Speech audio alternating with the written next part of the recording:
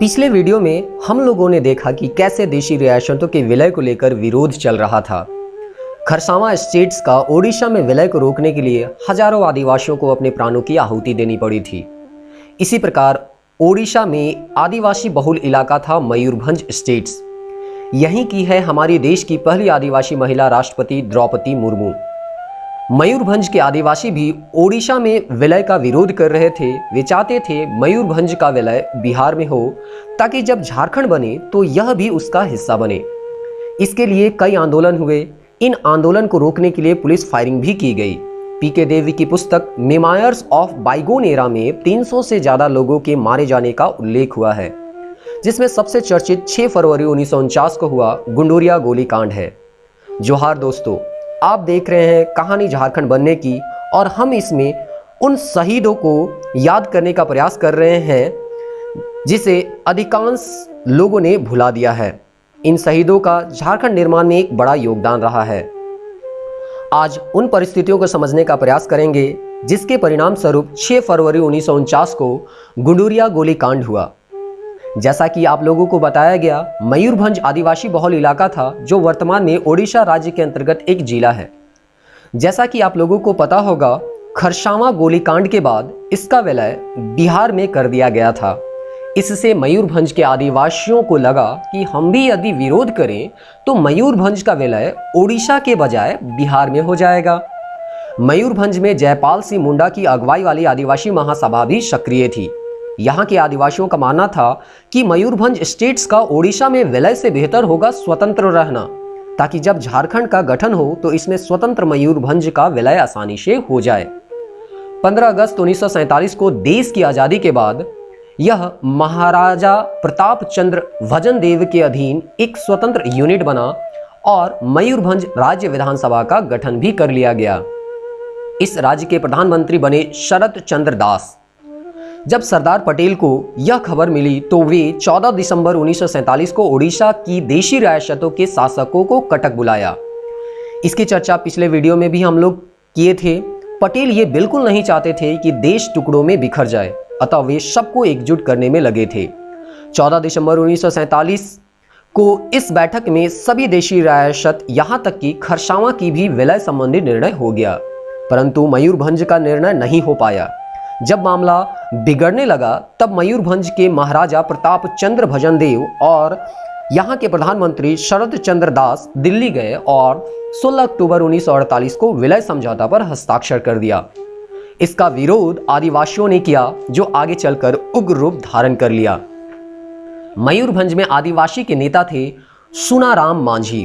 उन्होंने आदिवासियों को एकजुट कर मयूरभंज स्टेट्स का ओडिशा की जगह बिहार में विलय का आंदोलन शुरू कर दिया। पहले तो सुनाराम मांझी मयूरभंज को स्वतंत्र रखना चाहते थे, परंतु इतने दिनों में उनको यह तो समझ में आ ही गया था कि यह आसान बात नहीं है। अतः वे बिहार में मयूरभंज का विलय करवाना चाहते थे ताकि जब झारखंड बने तो यह भी इसका एक हिस्सा बने। इसी बीच विलय प्रक्रिया के प्रभारी वीपी मेनन ने घोषणा कर दी कि 2 जनवरी 1949 को मयूरभंज का ओडिशा में विलय कर दिया जाएगा। सरकार का यह प्रस्ताव आदिवासियों को मान्य नहीं था। सुनाराम मांझी और रामचंद्र मांझी ने बामन घाटी और पंचपीर के 15,000 आदिवासियों को एकजुट करना शुरू कर दिया। जयपाल सिंह ने सुनाराम और रामचंद्र मांझी को खुला सहयोग दिया और मयूरभंज स्टेट्स का बिहार में विलय करने के लिए हो रहे आंदोलन को आगे बढ़ाने के लिए प्रेरित किया। वीपी मेनन की ओर से विलय की अंतिम घोषणा करने के बाद आदिवासी नेता सुनाराम और रामचंद्र मांझी ने बामन घाटी सब डिवीजन को स्वतंत्र करार देते हुए रायरंगपुर में इसका हेडक्वार्टर बनाने तक की घोषणा कर दी। पारंपरिक हथियार तीर धनुष से लैस आदिवासियों ने कई ग्रुप में बंटकर पेड़ों को काटकर रोड को जाम कर दिया ताकि पुलिस आ जा नहीं सके। रायरंगपुर जाने वाले सभी रास्तों की सुरक्षा के लिए आदिवासी नेता तैनात थे। यह आंदोलन फैलता गया और हजारों आदिवासियों ने बरीपदा शहर में प्रदर्शन किया। नारे भी लगाए गए कि मयूरभंज स्टेट्स का ओडिशा में नहीं बिहार में विलय करना होगा। यह प्रदर्शन के बाद बारीपदा शहर में भय का माहौल बन गया। उस समय मयूरभंज के कलेक्टर वीएस मैथ्यूज थे। उन्होंने ओडिशा पुलिस की सहायता ली और आंदोलन को कुचलने का प्रयास शुरू किया। मैथ्यूज ने कुलडीहा, गुंडूरिया, रायरंगपुर गीतिलता में पुलिस फायरिंग का आदेश भी दिया। पीके देव की पुस्तक मेमोयर्स ऑफ बाइगोन एरा में सिर्फ इतना उल्लेख किया गया है कि मयूरभंज के बंगड़ी पोशी के पास 3 जगहों पर पुलिस ने फायरिंग की, जिसमें 300 से ज्यादा लोग मारे गए। गुंडुरिया का नाम सबसे ज्यादा चर्चित रहा। 6 फरवरी 1949 को यहां ओडिशा पुलिस ने फायरिंग की थी। इसमें सैकड़ों लोगों के मारे जाने की बात हो रही है। मारे गए आदिवासियों का कोई हिसाब नहीं रखा गया। शवों को गायब कर दिया गया ताकि मृतकों की संख्या को कम दिखाया जा सके। शिमगो गोलीकांड में भी हम लोगों ने कुछ इसी प्रकार देखा था। इस घटना के बाद आदिवासियों पर जुर्म ढाहा जाने लगा। उन पर टैक्स लाद दिया गया। आदिवासी जंगल में भाग गए। उन पर केस लादकर उन्हें गिरफ्तार किया जाने लगा। मयूरभंज स्टेट्स का ओडिशा में विलय हुए कुछ ही दिन हुए थे, इसलिए केंद्र ने हस्तक्षेप किया। महताब को रायरंगपुर का दौरा करना पड़ा। उन्होंने आदिवासी नेताओं से बात की और चिंता व्यक्त की ताकि मामला शांत हो जाए। आदिवासियों के खिलाफ दर्ज मामले को वापस लेकर मामले को ठंडा किया गया।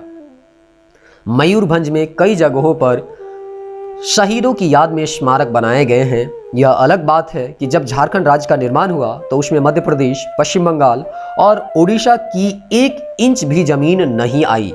सिर्फ बिहार का बंटवारा कर झारखंड राज्य बना।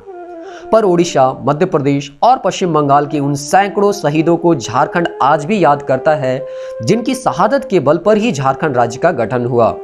झारखंड राज्य के गठन होने के बाद झारखंड मुक्ति मोर्चा के नेता शिबू सोरेन ने खुद रायरंगपुर और गुंडुरिया जाकर शहीदों को श्रद्धांजलि दी। तो इस प्रकार आज हम लोगों ने गुंडुरिया गोलीकांड के बारे में जाना। इसी प्रकार अगले वीडियो में एक और गोलीकांड के बारे में हम लोग चर्चा करेंगे। तो इसी प्रकार के रोचक कहानी और घटनाओं को जाने और अपने राज्य के शहीदों के बारे में जानकारी रखने के लिए वीडियो को देखते रहें और हमसे जुड़े रहें। जय हिंद, जय झारखंड।